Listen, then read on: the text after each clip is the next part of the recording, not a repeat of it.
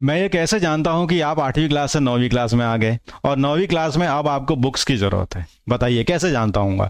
बच्चे मुझे लगातार कमेंट करते हैं, लगातार मैसेजेस करते हैं, मेल्स भी कर रहे हैं, ये बताने के लिए कि सर अब आगे की तैयारी, आगे की चीज़ बताइए, 8वीं से 9वीं में हम अब आने ही वाले हैं या कुछ आ गए हैं। तो मैं यहाँ पर आपको इस वीडियो में कंप्लीट डिटेल्स बताऊंगा कि कौन सी बुक लेनी है, उसे ही पढ़ना है, कुछ और कहीं और जो कहते हैं ना मुंह मारना, कहीं और दिमाग नहीं लगाना। बच्चे ट्यूशंस बदलते हैं, चीज़ें बदलते हैं, बदलते बदलते अक्टूबर नवंबर पहुंच जाता है, फिर लास्ट में वो फरवरी में पास होने के लिए मेहनत करते हैं। तो शुरू से ही आप इन बुक्स को परचेज करिएगा और अभी से ध्यान से लग जाइएगा कौन कौन सी बुक्स बाय करनी है 9th क्लास की। तो सबसे पहले साइंस, मैथ्स और एसएसटी में ये है आपका सिविक्स यानी पॉलिटिकल साइंस का पार्ट, एनसीईआरटी।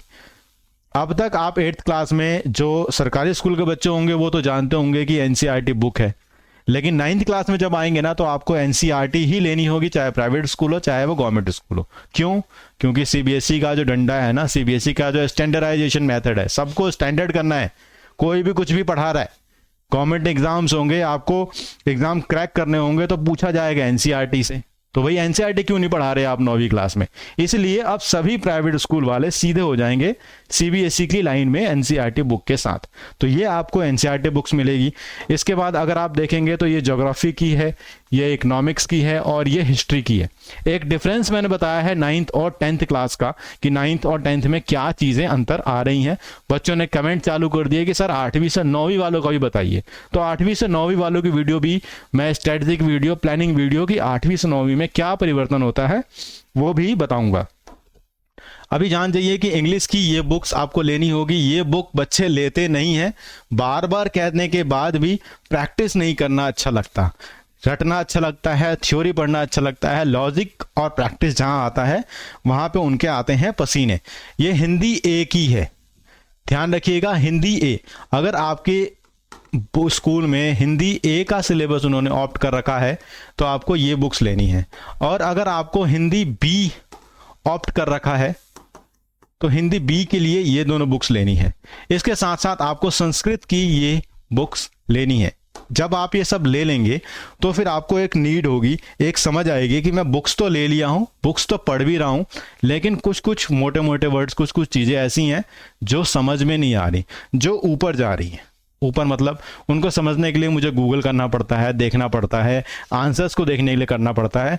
तो मैं यहाँ पर एक बुक लिस्ट लेकर आया हूँ।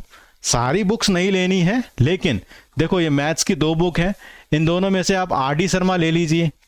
फिजिक्स, केमिस्ट्री, बायो, सब जगह पर आपको दिखेगी लखमीर सिंह और लखमीर सिंह। देखिए यहां पर भी है लखमीर सिंह। मुझे तो अच्छी लगती है लखमीर सिंह। अगर आपको अच्छी लगती है, आपको लगता है कि ये लखमीर सिंह मैंने पढ़नी है, देखनी है, तो आप अपने दोस्तों से पहले पूछिए। दोस्तों से पूछिए, बुक पुरानी मिल जाए तो वहीं से पढ़ लीजिए, नई बुक खरीदने की जरूरत भी नहीं पड़ेगी। इसके बाद अगर आप इंग्लिश, हिंदी में कंफर्टेबल हैं तो बुक मत लीजिएगा। सोशल साइंस में जब एग्जाम नज़दीक आएंगे तो आप एवरग्रीन पब्लिकेशन की बुक ले लीजिएगा, ताकि आपको पॉइंट वाइज लिखना आए। अब तक 8वीं क्लास में हमारी नॉर्मल कहानी चल रही थी, 9वीं क्लास में आपको डिफरेंट बुक्स, साइंस की 3 बुक हो जाएंगी। साइंस की 3 बुक का मतलब केमिस्ट्री, फिजिक्स, बायो, इतना अच्छा हो जाएगा कि जो हम आराम से वहां कर रहे थे यहां पर आपको लगेगी मेहनत। और ये मेहनत करने के लिए मैंने बुक्स की लिस्ट दे रखी है। करना कैसे है? रियल साइंस में पढ़ाई जो होती है वो पहले होती है एनसीईआरटी। पहले तो आपको एनसीईआरटी ही पढ़नी है। एनसीईआरटी पढ़ने के बाद आप नोट्स बना लीजिए। नोट्स मैंने बताया है कि भाई ये जो पेज है इसके 10% लाइन को ही लिखना है, नोट करना है। पूरा का पूरा पेज लिखेंगे तो मैं बुक नहीं लिख रहा, मुझे नोट्स इस हिसाब से बनाने हैं कि मैं उसको आधे घंटे में, 1 घंटे में 3-4 चैप्टर्स रिवाइज कर सकूं। अब मैं पूरी बुक ही लिख दूं, line to line, called this, as this, yes, अरे भाई मैं किताब नहीं लिख रहा। नहीं समझ में आ रहा नोट्स बनाने को, अच्छे से पढ़ लीजिए, अंडरलाइन कर लीजिए, नोट्स डाउनलोड करिए, कंपेयर करिए कि भाई कहाँ पे मुझे ऐड करना है, कहाँ पे मुझे सब्ट्रैक्ट करना है। सबसे बढ़िया है, सेल्फ स्टडी भी हो जाएगी और आपको एक नोट्स भी मिल जाएगा। कम समय में आप ऐड सब्ट्रैक्ट करके नया चीज बना लोगे। ठीक है, नोट्स। फिर इंटेक्स्ट क्वेश्चन कर लो। इंटेक्स्ट मतलब टेक्स्ट के बीच में कुछ क्वेश्चंस होते हैं, उन इन टेक्स्ट क्वेश्चंस को कर लीजिए, एक्सरसाइज को कर लीजिए। कहने का मतलब है ये करने से तो आपके 75% नंबर तक पहुंच जाएंगे, 75% नंबर आपके पहुंच जाएंगे। लेकिन सिर्फ 75 तक कहानी है तो बहुत बढ़िया, 75 से ऊपर जाना है तो प्रीवियस ईयर क्वेश्चंस जैसे कुछ बुक्स होती हैं, स्टैंडर्ड बुक्स होती हैं, जैसे यू लाइक की बुक है, सैम्पल पेपर आता है, उसमें वो देता है कि पिछले साल अधिकतर स्कूलों ने कौन सा क्वेश्चन पूछा, क्या कॉन्सेप्ट पे पूछ रहे थे। सीबीएसई तो नहीं रिलीज करेगा 9th क्लास का, सीबीएसई सिलेबस देता है, बस सिलेबस देता है, बुक्स बताता है कि ये बुक्स लेनी है। बट यहाँ पर आपको प्रीवियस ईयर क्वेश्चंस उन बुक्स का सहारा लेना पड़ेगा कि सबसे ज्यादा, अरे अभी तो पेपर हो रहा है 9वीं वालों का, उनसे कहो भैया, ओ भैया दे दो मुझे पेपर, सारे पेपर दे दो। गारंटी से बता रहा हूं उन पेपर से 30% चीजें अगले बार सेम रिपीट हो जाएंगी, सेम।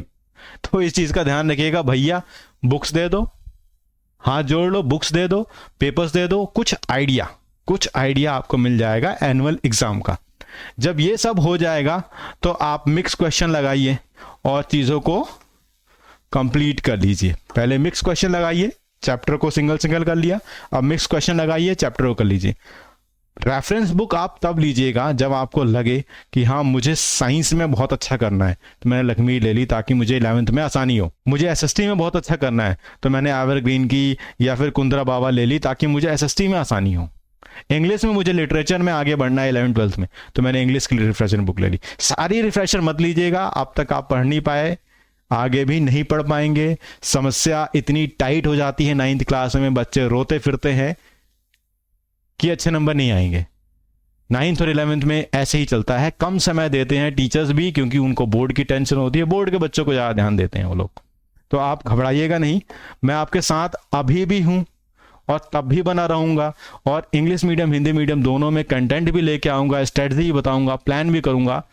अब तक मैं थोड़ा ढीला चल रहा था क्योंकि मुझे इधर फोकस नहीं था, ऑफलाइन क्लासेस में ऐसे ही क्लास में फोकस था, लेकिन अब मेरा फोकस इधर भी बहुत अच्छा है। ये बोर्ड में हमने आपके लिए ही लिया है, तो समझिए इस बात को और अपने दोस्तों में शेयर कर दीजिए कि तूफानी तरीके से आप ये बुक लेकर तैयार हो रहे हैं। और थैंक यू।